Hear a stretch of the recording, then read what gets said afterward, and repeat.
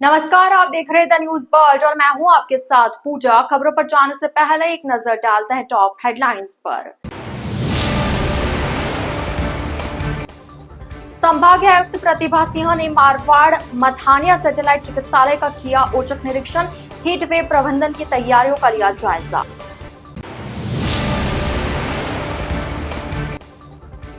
जोधपुर जिला कलेक्टर गौरव अग्रवाल की अध्यक्षता में मारवाड़ इंटरनेशनल सेंटर में जनसुनवाई कार्यक्रम आयोजित किया गया।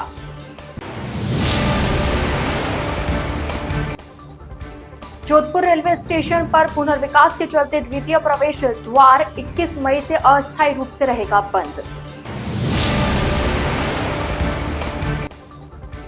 जोधपुर एयरपोर्ट पर गुरुवार से सभी फ्लाइट्स का नियमित रूप से संचालन वापस शुरू हुआ। जेएनयू के सेवानिवृत्त कर्मचारी संघ द्वारा पेंशन के स्थायी समाधान हेतु धरना प्रदर्शन किया गया। तो यह थी हेडलाइंस और अब खबरें विस्तार से। जोधपुर संभागीय आयुक्त डॉक्टर प्रतिभा सिंह ने गुरुवार सुबह फलोदी जन सुनवाई के लिए प्रस्थान से पूर्व जोधपुर जिले के मारवाड़ मथानिया सैटेलाइट चिकित्सालय का औचक निरीक्षण किया। निरीक्षण के दौरान उपस्थित रजिस्टर की जांच में 12 अधिकारी एवं कर्मचारी अनुपस्थित पाए गए। इस गंभीर लापरवाही पर डॉक्टर सिंह ने मुख्य चिकित्सा एवं स्वास्थ्य अधिकारी को कारण बताओ नोटिस जारी करने के निर्देश दिए। डॉक्टर सिंह ने स्पष्ट किया कि चिकित्सालय का निर्धारित समय सुबह 8 बजे का है, जबकि निरीक्षण के समय कई अधिकारी कर्मचारी ड्यूटी पर नहीं मिले।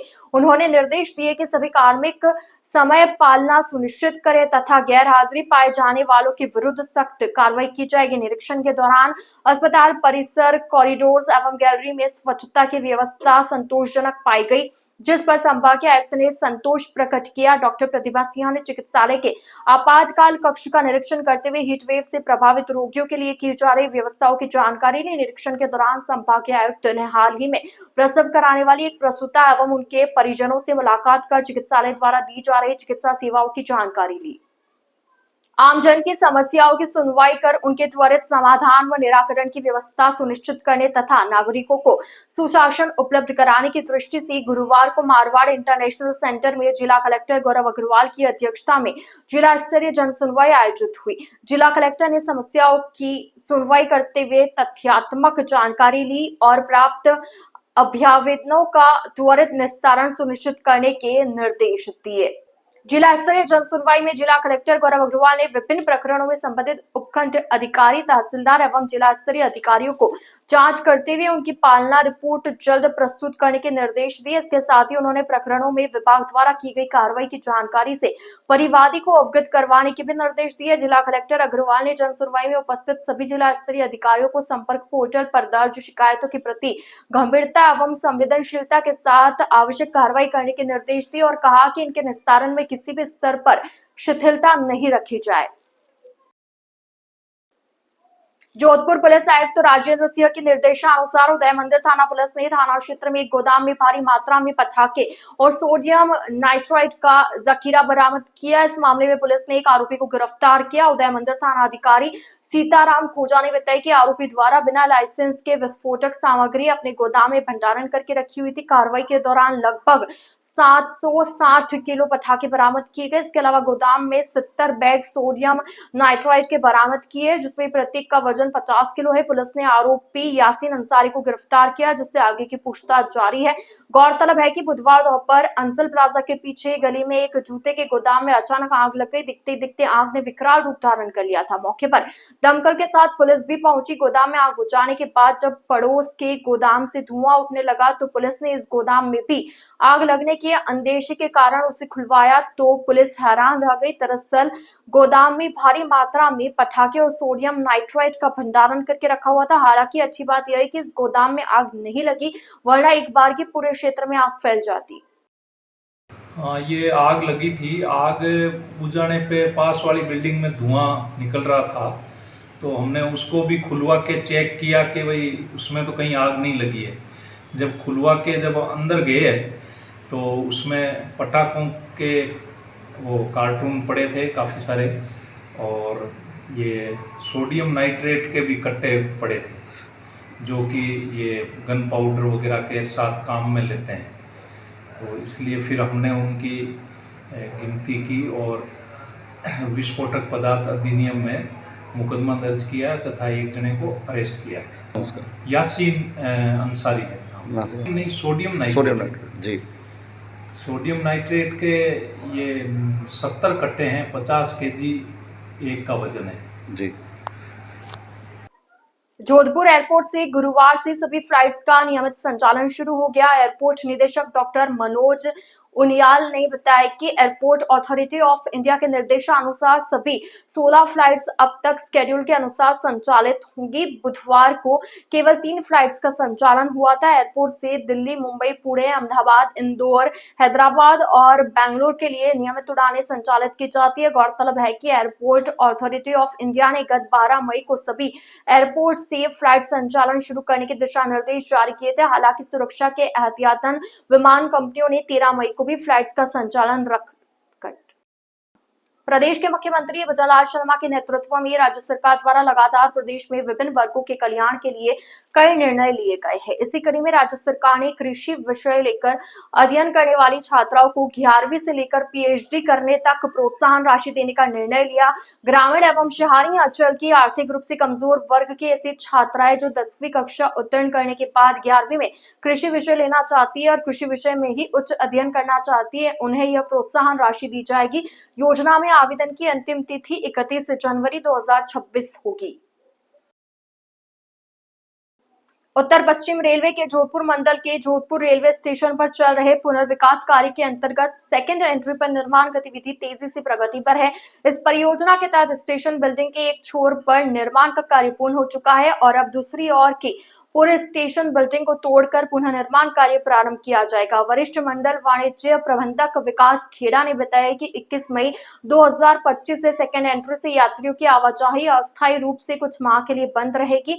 इस दौरान सेकेंड एंट्री पर स्थित लिफ्ट, एस्केलेटर, आरक्षण काउंटर आदि सुविधाएं 20 मई तक ही चालू रहेंगी। यात्रियों की सुविधा को ध्यान में रखते हुए रेल प्रशासन ने निर्णय लिया है। यात्रियों से अनुरोध है कि स्टेशन पर प्रवेश एवं निकास के लिए मुख्य प्रवेश द्वार गेट संख्या 1 का ही उपयोग करें।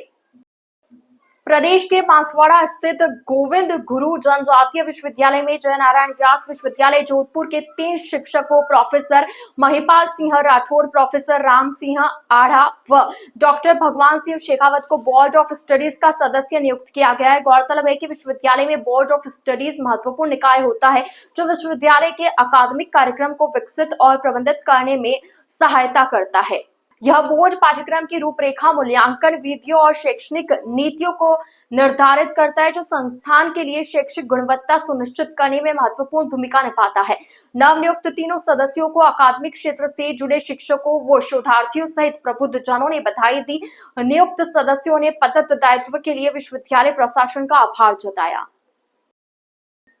जयनारायण व्यास विश्वविद्यालय जोधपुर के सेवानिवृत्त कर्मचारी संघ द्वारा पेंशन के स्थायी समाधान हेतु गुरुवार को धरना प्रदर्शन किया गया। गौरतलब है कि विश्वविद्यालय के सेवानिवृत्त कर्मचारियों को समय पर पेंशन का भुगतान नहीं होने के चलते उनके द्वारा बार बार विरोध जताया जा रहा है। सेवानिवृत्त कर्मचारियों ने बताया कि पिछले लंबे समय से विश्वविद्यालय प्रशासन द्वारा समय पर पेंशन का भुगतान नहीं किया जा रहा है, जिसके चलते इन कर्मचारियों द्वारा अपना घर चलाना भी संघर्ष में हो गया। कर्मचारियों ने बताया कि हर बार पेंशन 3-3 महीने बाद मिलती है, जिस वजह से अनेक तरह की समस्याओं का सामना करना पड़ रहा है। उन्होंने बताया कि राज्य सरकार इस ओर कोई ध्यान नहीं दे रही है, जबकि कई कर्मचारी ऐसे हैं जिनको पिछले 5 महीनों से अधिक का समय हो गया लेकिन पेंशन का भुगतान नहीं हुआ। हमारी शक्ति कौन सी? एकता, एकता। साथ जिएंगे, साथ मरेंगे। प्रशासन मुर्दाबाद, मुर्दाबाद, मुर्दाबाद। भाई शासन मुर्दाबाद, मुर्दाबाद, मुर्दाबाद। मीडिया का धन्यवाद करना चाहता हूं कि हमारी कोई नहीं सुनता, उस समय आप कम से कम सुनने के लिए तत्पर तो है और आए भी है। और हमारे सब साथियों की पीड़ा आपके सामने है। ये पीड़ा बता करके पिछले 10 साल से हमेशा संघर्ष करते हैं, जब जाकर के 1 महीने की पेंशन क्रेडिट होती। ये कोई बेइज्जत करने का तरीका नहीं हुआ। जो लोग 35 साल 40 साल यहाँ पर सेवाएं देकर के निवृत्त हुए हैं, उनकी पेंशन देने की जिम्मेवारी केवल राज्य सरकार की और किसी की नहीं है, क्योंकि राज्य सरकार के द्वारा ही विश्वविद्यालय का निर्माण किया और कॉलेज के शिक्षा के अंदर जो शिक्षक निवृत्त होता है उनको तो बराबर समय पर पेंशन दी जाती है, और विश्वविद्यालय के प्रोफेसर जो यहाँ से रिटायर होंगे उनको पेंशन नहीं दी जाएगी, विश्वविद्यालय के कर्मचारियों को पेंशन नहीं दी जाएगी। ये कौन सा आपका न्याय हुआ? इस न्याय को सुनने के लिए किसी भी दृष्टिकोण से आप देखें तो आप देखते हैं सैलरी हेड के अंदर पे और पेंशन दोनों आता है। तो जो पे देगा वो ही पेंशन देगा, और पे देने वाली राज्य सरकार है, तो पेंशन भी केवल मात्र राज्य सरकार की जिम्मेवारी है। विश्वविद्यालय किसका है? राज्य सरकार का। ये फंडेड किससे? राज्य सरकार से। इसके अंदर कोई भी शक नहीं है कि राज्य सरकार के द्वारा ये जिम्मेवारी लेनी चाहिए। पास के पड़ोस के यदि आप जितने स्टेट देख लिए तो जो सेंट्रल यूनिवर्सिटी है उनके कर्मचारियों को सेंट्रल गवर्नमेंट देती है, और जो स्टेट यूनिवर्सिटी है उसकी स्टेट गवर्नमेंट देती है। चाहे वो गुजरात हो, चाहे वो मध्य प्रदेश हो, चाहे यूपी हो, चाहे वो हरियाणा हो। ये बात कई बार स्पष्ट राज्य सरकार के सामने रखी गई है, परंतु राज्य सरकार इसकी ओर गौर नहीं कर रही है। हम जयनारायण व्यास यूनिवर्सिटी के सभी पेंशनर्स आप लोगों के माध्यम से सरकार और हमारे सिंडिकेट के सदस्यों के ध्यान इस ओर आकर्षित करना चाहेंगे कि हमारे बहुत सारे साथियों को पिछले 5 महीने से पेंशन नहीं मिल रही है। साथियों, हमारे मुख्यमंत्री कहते हैं कि प्रशासन को, हमारे एमएलएज को जनता के प्रति संवेदनशील होना चाहिए। अगर यही संवेदनशीलता है तो हमें बहुत अफसोस के साथ कहना पड़ता है कि जनता की कोई नहीं सुनता।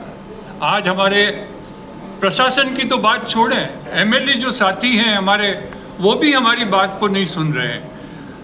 हमारे एमएलए साथियों ने इस बात को कह के पेंशन की प्रॉब्लम को सॉल्व करने से इनकार कर दिया कि हम एमबीएम विश्वविद्यालय का विलय चाहते हैं जयनारायण विश्वविद्यालय में। ये समस्या का हल हो ही नहीं सकता। आज का प्रदर्शन विश्वविद्यालय प्रशासन के खिलाफ पेंशन न देने का 2.5 महीने और 5 महीने एमबीएम विश्वविद्यालय के कर्मचारी को किस प्रकार से हम अपना काम चला रहे हैं। विश्वविद्यालय प्रशासन को कई बार लिखित में हम दे चुके हैं।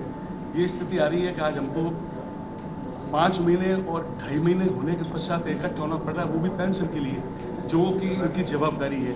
ये अपनी जवाबदारी से अपना मुंह मोड़ रहे हैं। तो आज हमने एक सूक्ष्म प्रदर्शन रखा है।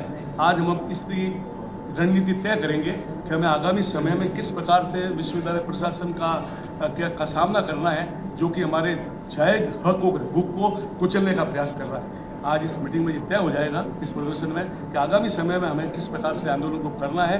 अगर हमें पेंशन समय पर नहीं मिलती है, मिल ही नहीं रही है, और अगर समय पर अभी भी प्रशासन हमारी पेंशन जमा कराता है, जो 5 महीने और 7 और 2 महीने 2.5 महीने से हमें पेंशन नहीं मिली है, तो इसका हम घोर विरोध करेंगे। और हो सकता है सोमवार में हमारी जनरल बॉडी क्या तय करती है उसके अनुसार हमें काम करना होगा। और प्रशासन इस मंच के माध्यम से घोषणा करता हूँ, समय पर अगर इस मुद्दे का निपटारा नहीं हुआ तो विश्वविद्यालय का सेवानिवृत्त कर्मचारी सड़कों पर अलग तरह के आंदोलन करेगा, जिसकी कल्पना भी विश्वविद्यालय नहीं की होगी। वैसे आंदोलन हम यहाँ शुरू करेंगे। द न्यूज बर्ड के इस बुलेटिन में फिलहाल वक्त तो चला एक छोटे से ब्रेक का। ब्रेक के बाद जल्द हाजिर होंगे। आप बने रहिए द न्यूज बर्ड के साथ।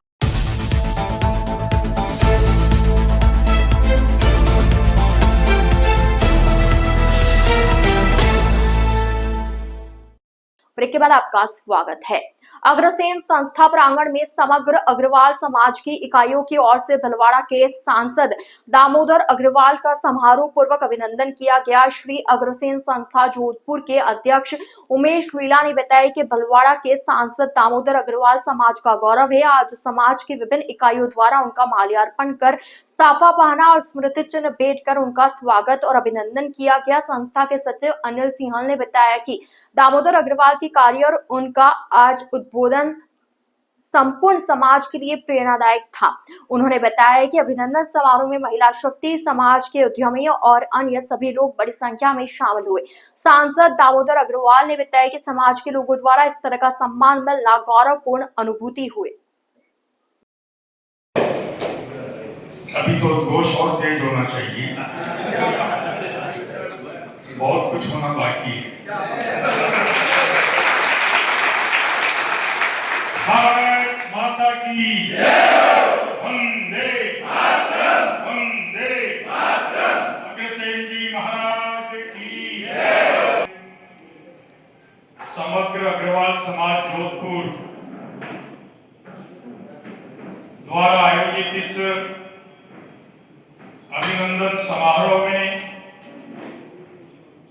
इस संस्थान के अध्यक्ष उमेश जी लीला, सचिव अनिल कुमार जी, उपाध्यक्ष राकेश बंसल जी, कोषाध्यक्ष मैं उमेश लीला, अध्यक्ष श्री अग्रसेन संस्थान जोधपुर।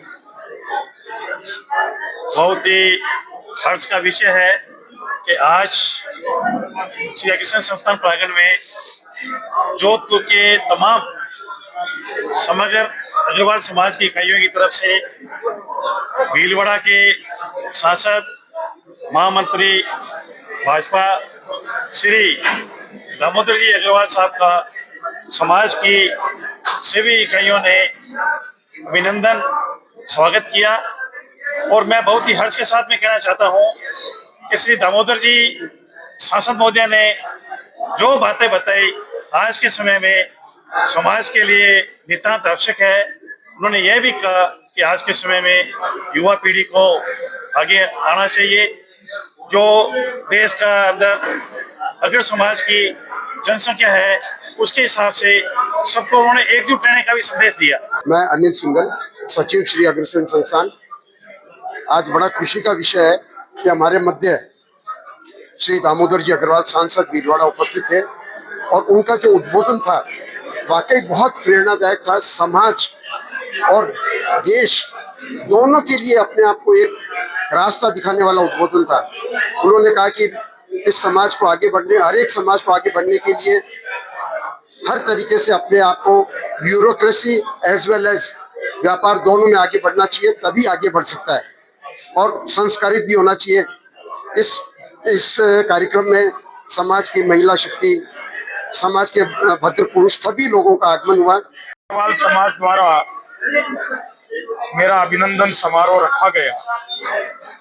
मैं तो पहलगाम की घटना के बाद सीमा पर हुए घटनाक्रम के कारण पार्टी के निर्देश पर बाड़मेर जिले के सीमांचल क्षेत्रों में प्रवास पर था। कल कोई विकट परिस्थिति पैदा होती है, कैसे उस हालात में प्रशासन आम जन के साथ खड़ा रह सकता है, कैसे सीमावर्ती क्षेत्र के निवासियों का हौसला बुलंद हो सकता है और कैसे हम ग्राउंड जीरो की रिपोर्ट को सरकार तक पहुंचा सकते हैं, इस दायित्व का निर्वहन कर रहा था। आज जोधपुर आगमन पर बहुत ही भावभीना अभिनंदन किया गया। हमने हमारे समाज के आगे के विकास की यात्रा को लेकर आपसे संवाद किया और उसमें से एक निष्कर्ष पर हम निकले कि हमें हमारे नौजवानों को ब्यूरोक्रेसी में आगे भेजने के लिए अध्ययन कराना चाहिए, क्योंकि कानून बनता है संसद और विधानसभा में और कानून की पालना होती है ब्यूरोक्रेट्स के माध्यम से। ये दो ही पावर सेंटर हैं, यहाँ समाज के लोग आगे जाएं, इस प्रकार का विचार विमर्श में निर्णय हुआ।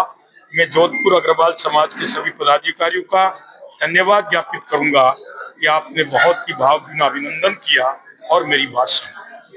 डॉक्टर सर्वपल्ली राधाकृष्णन राजस्थान आयुर्वेद विश्वविद्यालय जोधपुर के मानव संसाधन विकास केंद्र द्वारा विश्वविद्यालय परिसर में निरंतर क्षमता निर्माण कार्यक्रम का शुभारंभ गुरुवार को।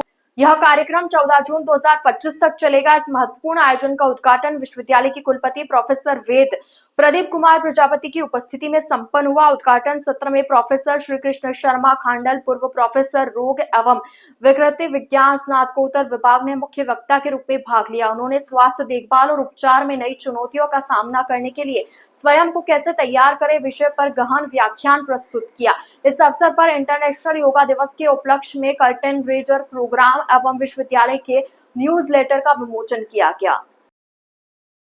लघु उद्योग भारती महिला इकाई जोधपुर महानगर द्वारा गुरुवार को मासिक बैठक स्नेह मिलन सहबोज एवं कालिका पेट्रोलिंग यूनिट वेस्ट द्वारा महिलाओं को आत्म सुरक्षा से संबंधित जानकारी देने के लिए कार्यशाला का आयोजन किया गया। महिला इकाई अध्यक्ष मोना हरवानी ने अतिथियों का स्वागत करते हुए महिला इकाई द्वारा किए जा रहे उल्लेखनीय कार्यों व कार्यक्रमों के विषय में बताते हुए महिला उद्यमिता विकास, महिला स्वरोजगार व उद्योगों से संबंधित जानकारी दी। बैठक में संगठनात्मक विषयों, सदस्यता अभियान एवं आगामी कार्यक्रमों के आयोजन जैसे महिला उद्यमिता प्रोत्साहन मेले, स्वयं सिद्धा के आयोजन इत्यादि को लेकर चर्चा की गई। बैठक में Kalika patrolling unit team west के लक्ष्मी द्वारा महिलाओं को सार्वजनिक स्थानों पर आत्म सुरक्षा के प्रति जागरूक करने की जानकारी दी गई और सरकार के महिला हेल्पलाइन नंबर 1090 एवं राजकोप सिटीजन ऐप के बारे में विस्तार से जानकारी दी गई।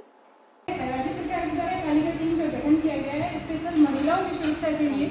ये टीम सुबह 6 बजे से लेकर नाइट में 10 बजे तक 2 शिफ्टों में हर जगह स्कूल, कॉलेज, पार्क में इधर उधर एरिया वाइज भ्रमण करती है। ये खाना देता है।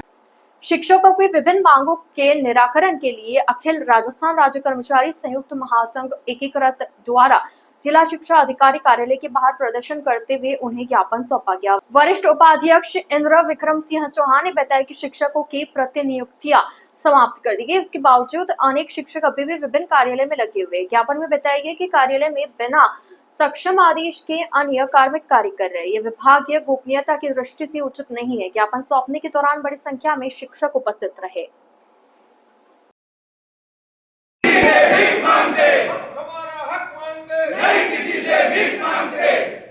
शिक्षकों की कई समय से समस्याएं लंबित हैं, जिनको लेकर हम पूर्व में भी वार्ता कर चुके हैं और अधिकारियों से कई बार निवेदन करने के बाद भी शिक्षकों की समस्याएं हल नहीं हो रही हैं। साथ ही विभाग द्वारा दोहरा रवैया अपनाया जा रहा है। हाल ही में जिला कार्यालय द्वारा समस्त प्रकार की प्रतिनियुक्तियां समाप्त करने के आदेश जारी हुए हैं, लेकिन शिक्षा विभाग द्वारा पिक एंड चूज के रूप में कार्य किया जा रहा है। चयतों को प्रतिनियुक्तियों पर रखा गया है और अन्य कार्मिकों को कार्यमुक्त होने के लिए दबाव बनाया जा रहा है, जो कतई उचित नहीं है। संगठन इसका विरोध करते हैं। हमारे सारे शिक्षक भाइयों के यात्रा विपत्र पिछले 10 सालों से बकाया है। बार बार निवेदन करने के उपरांत भी उन विपत्रों को पारित नहीं किया जा रहा है, जबकि कार्यालय के अधिकारियों कर्मचारियों के विपत्र प्रतिमाह निकाले जा रहे हैं। इससे हमारे सारे शिक्षक संगठनों में रोष व्याप्त है। इस प्रकार की अनेक समस्याएं, लंबी समस्याएं हैं, जो 8 सूत्री ज्ञापन हम डीओ साहब को देने जा रहे हैं। हमने डीओ साहब से पहले 3 बजे का समय निर्धारित किया था, परंतु डीओ साहब यहां से 3 बजे निकल गए हैं, जिनकी संगठन घोर निंदा करते हैं। जोधपुर के मेघवालों का बास मेघलासिया निवासी उम्मेदराम की वृद्धावस्था के कारण निधन के बाद उनकी इच्छा अनुसार उनके परिजनों द्वारा आज डॉक्टर एसएन मेडिकल कॉलेज में देहदान किया गया। स्वर्गीय उम्मेदराम के परिजनों ने बताया कि उनके पिताजी हमेशा से सेवा कार्य में विश्वास रखते थे, इसलिए उनकी इच्छा अनुसार उनके मरणोपरांत भी उनका देहदान कर सामाजिक सरोकार का संदेश दिया गया। डॉक्टर एसएन मेडिकल कॉलेज के डॉक्टर सुषमा ने बताया कि कॉलेज में अभी तक 243 देहदान हो चुके हैं, वहीं इस वर्ष अभी तक 11 देहदान हो चुके हैं। उन्होंने इसके लिए स्वर्गीय उम्मेदराम के परिजनों का आभार जताते हुए बताया कि उनका देह कॉलेज के विद्यार्थियों द्वारा शोध करने के लिए काफी कारगर साबित होगा। इस दौरान नर्सिंग कर्मी देव चौहान भी साथ में मौजूद रहे। नमस्कार, मैं doctor Sushma Kushal Kataria, senior professor and HOD department of anatomy, doctor SN medical college से बोल रही हूँ। आज हमने फिर एक बॉडी रिसीव की है। ये आज तक की हमारी 243rd बॉडी है और इस साल की 11th बॉडी है। हमें श्री उमेद राज जी जो 72 ईयर्स ओल्ड थे, मेघवाल हैं, उनकी हमको बॉडी प्राप्त हुई है। वो मेघलासिया गांव पास में ही जोधपुर के, वहाँ से हमें प्राप्त हुई है। हम बहुत कृतज्ञ हैं उनके और उनके परिवार के कि वो भी मोटिवेट होकर हमें बॉडी दी है, जो आगे हमारे स्टूडेंट्स के रिसर्च और पढ़ाई के काम आएगा। बहुत बहुत धन्यवाद। आज मेरे पिताजी उम्मेदराम जी बारूपाल मेघलासिया का देहांत हो गया, तो हमने भवानी शंकर जी से प्रेरणा लेकर देहदान का संकल्प लिया और आगे भी पहले हमने हमारे परिवार से एक देहदान कर चुके हैं और सभी साथियों से निवेदन है कि आप भी ज़्यादा से ज़्यादा देहदान का संकल्प लें और कराएं। नमस्कार जी, हमारे ग्राम मेघलासिया में आज मॉर्निंग में ही उम्मेदराम जी की डेथ होगी, तो ये सुन के बहुत निःशब्द हैं। इसकी क्षतिपूर्ति तो नहीं कर पा रहे हैं, लेकिन इनके परिवार ने ये संकल्प लिया है कि हम बॉडी को मेडिकल फील्ड में या कहीं भी या चिकित्सा क्षेत्र में दान करना चाहेंगे, जिससे आने वाले बच्चे मतलब सुचारू रिसर्च करके बॉडी से होने वाले जो भी रोग है उनको सीख के ज़्यादा से ज़्यादा उपचार करके नई टेक्निक से उपचार कर सकें। इसके लिए इन परिवारजनों का मैं आभार व्यक्त करता हूँ। राजस्थान उच्च न्यायालय जोधपुर के डीबी हैबियस कॉर्पस रिट याचिका में दिए गए निर्देशों की पालना में तथा अध्यक्ष जिला विधिक सेवा प्राधिकरण जोधपुर महानगर अजय शर्मा के निर्देशाधीन जिला विधिक सेवा प्राधिकरण जोधपुर महानगर के सचिव राकेश रामावत एवं महिला न्यायिक अधिकारी सीमा सांधु, अपर मुख्य महानगर मजिस्ट्रेट संख्या 9 जोधपुर महानगर के गठित निरीक्षण दल द्वारा गुरुवार को नारी निकेतन जोधपुर का औचक निरीक्षण किया गया। निरीक्षण के दौरान गृह में निवासरत महिलाओं से वार्ता की गई तथा गृह में निवासरत महिलाओं के स्वास्थ्य, खान पान, अन्य आवश्यक वस्तुओं की जांच पड़ताल की गई। निरीक्षण के दौरान हाफे होम में आवासित महिलाओं को निर्धारित समय पर मेडिसिन उपलब्ध करवाने तथा उनके उचित देखभाल कर उनके पुनर्वास करवाने के लिए निर्देश प्रदान किए गए। राजस्थान हाईकोर्ट में बंदी प्रत्यक्षीकरण याचिका की सुनवाई के दौरान पुलिस की ओर से नाबालिग लड़की को कोर्ट के समक्ष पेश किया। दरअसल यह मामला लव जिहाद से जोड़कर देखा जा रहा है। नाबालिग लड़की हिंदू है और लड़का मुस्लिम। परिजनों का आरोप है कि पिछले 3 माह से जोधपुर की राजीव गांधी नगर थाना पुलिस चक्कर कटवा रही है। उनकी लड़की को धर्म परिवर्तन करवा कर निकाह कर लिया गया, लेकिन पुलिस ने कार्रवाई नहीं की। ऐसे में लड़की की मां ने अधिवक्ता मोती सिंह राजपुरोहित के जरिए हाईकोर्ट में बंदी प्रत्यक्षीकरण याचिका पेश की, जिस पर कोर्ट की फटकार के बाद पुलिस ने नाबालिग लड़की को दस्तयाब कर पेश किया। परिजनों ने आरोप लगाया कि पुलिस ने कार्रवाई नहीं की तो पूर्व मुख्यमंत्री वसुंधरा राजे से जाकर मिले, क्योंकि परिजन मजदूरी के लिए जोधपुर रहते हैं लेकिन वो झालावाड़ से नाता रखते हैं। ऐसे में वहां जाकर पूर्व मुख्यमंत्री से संपर्क कर अपनी पीड़ा बताई तो उसके बाद जोधपुर पुलिस ने मुकदमा दर्ज कर लिया। परिजनों का आरोप है कि उनकी बच्ची को बहला फुसला कर निकाह किया गया, जबकि वह अभी तक 17 वर्ष की है। ऐसे में कोर्ट के सामने अधिवक्ता राजपुरोहित ने लव जिहाद का भी जिक्र किया। कोर्ट ने कहा कि फिलहाल जो दस्तावेज पेश किए गए उनकी पड़ताल करने के लिए अतिरिक्त महाधिवक्ता दीपक चौधरी के निर्देश दिए गए। कोर्ट ने कहा कि फिलहाल जो दस्तावेज पेश किए गए उनकी पड़ताल करने के लिए अतिरिक्त महाधिवक्ता दीपक चौधरी को निर्देश दिए। कोर्ट ने 26 मई तक उसकी उम्र का सत्यापन करवाए जाने के आदेश दिए। इसके साथ ही फिलहाल नाबालिग को बालिका सुधार गृह भेजने के निर्देश दिए। 7 तारीख को हमारी बेटी को लेके गए थे वो, तो ठीक है हम रिपोर्ट करने गए सर, तो हमारी कोई सुनवाई नहीं हुई वहाँ पे। फिर हमने 8 तारीख को कागज पान सब सलामत ला के दे दिए उन लोगों को, तो भी बोलते हैं कि ये तो फर्जी है। इन्होंने हमारी कोई मान नहीं की और हमारी कोई ये नहीं की सुनवाई। फिर दौड़ के हम वसुंधरा जी पे गए, फिर उन्होंने किया, तब इन लोगों ने हमारी सुनवाई की। हम रो रो के वहाँ पे माथा कुट के हमको बोलते और डराते धमकाते कि आप तो फर्जी लेके आए यहाँ से कागज पान। कौन कहता है? वो पुलिस वाला अंदर बैठता है, मेरे को पता नहीं नाम क्या है उन लोगों का। वो बोलता है कि फर्जी लेके आए आप, राजीव गांधी थाना। और फिर हमने बोला भाई कि हमारा नाम ही है, तो नाम तो मिल रहा है कि नाम तो 2 होता है। तो वो ऐसे बोलते हैं कि आपको बेटी आपकी पसंद नहीं, तो फिर आप क्यों दौड़ रहे हो उसके पीछे पीछे? ने कोई नाबालिग नहीं है, वो तो 19 साल की हो गई है।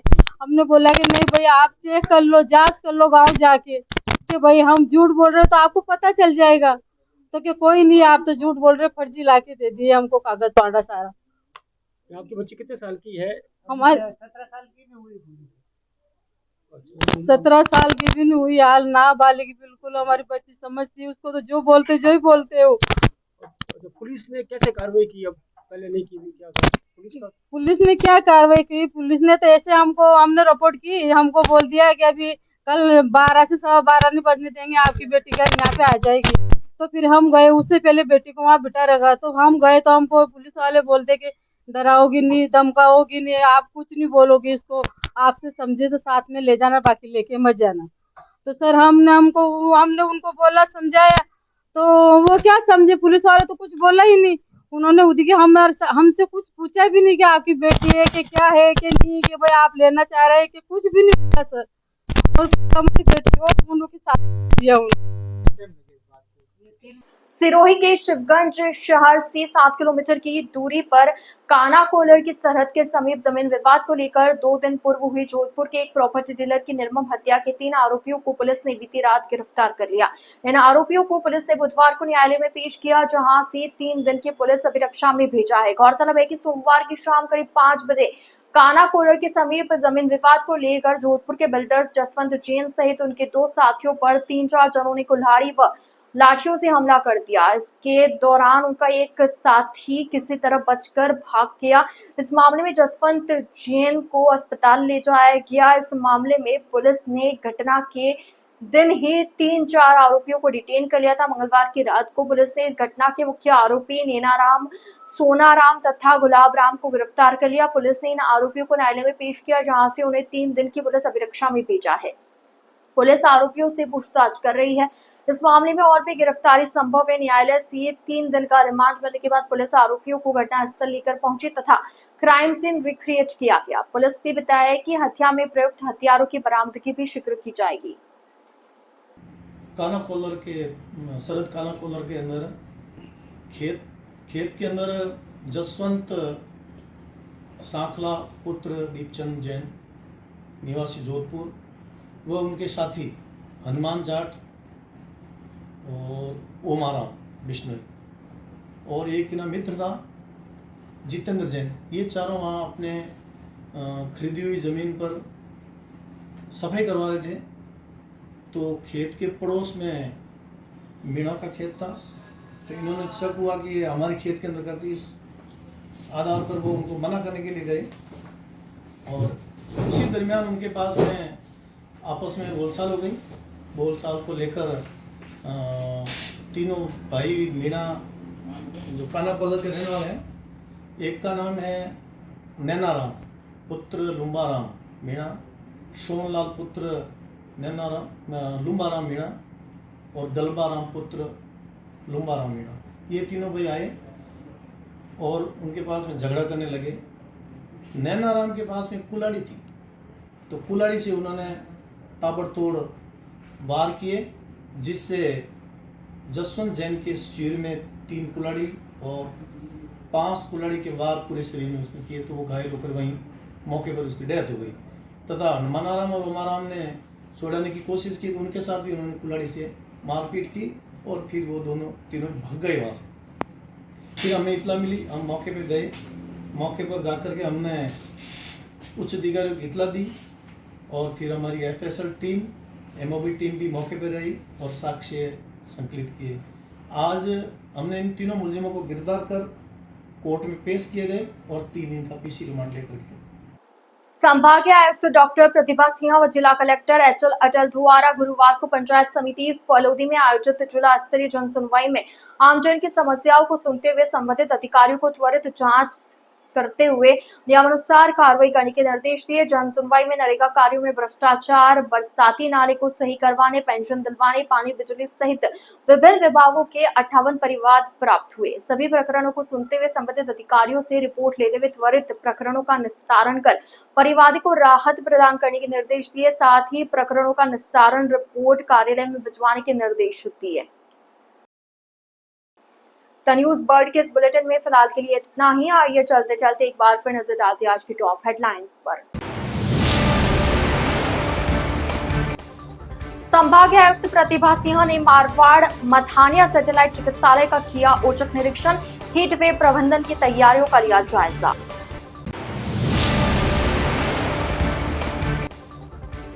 जोधपुर जिला कलेक्टर गौरव अग्रवाल की अध्यक्षता में मारवाड़ इंटरनेशनल सेंटर में जनसुनवाई कार्यक्रम आयोजित किया गया।